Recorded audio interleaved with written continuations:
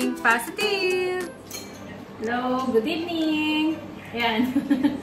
Ito yung ating mga napamili ngayon sa Spadget. Namili kami ni Mr. kasi nga wala na tayo masyadong iluluto.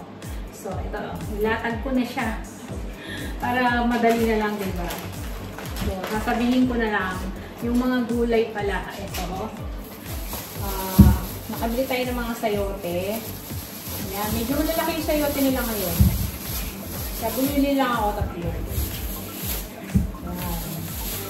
Ito na lang tayo sa pantry. Bin stock natin medyo mas malawak dito, diba? Tapos meron tayong ito, broccoli, tapos mangga. Ayan, ang lalaki, Tapos meron tayong green chili, yan, pang sinigang.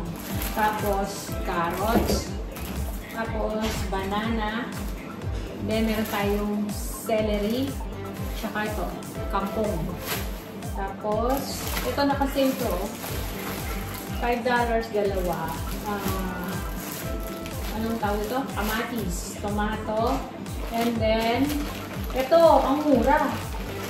$1, 169 lang ata? 1.69.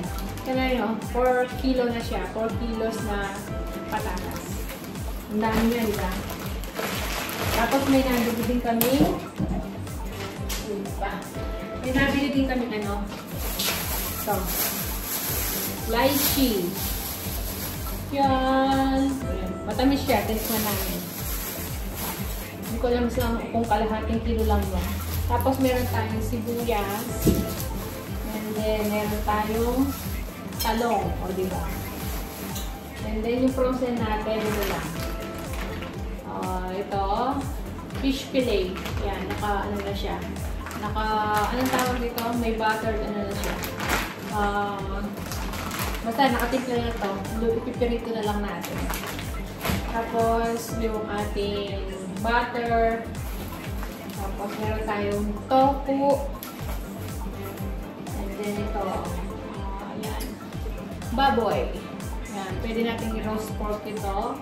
Or pang sapot, gano'n. Bumili din ako ng squid ball, tsaka itong hito na maliliit, pang sahog din. Tapos meron tayong pork mince. Ito nakasilo, kaya naka-reduce na yung Ay, gumana na yung Ito, beef. Ayan. Tsaka pork din. Ayan, mga laman-laman to. Pang sahog din. Ayan, yan yung mga frozen natin. And then, sa mga kakainin naman, ito. Meron tayong itlog dito. 2 tray. Ayan. 2 tray siya.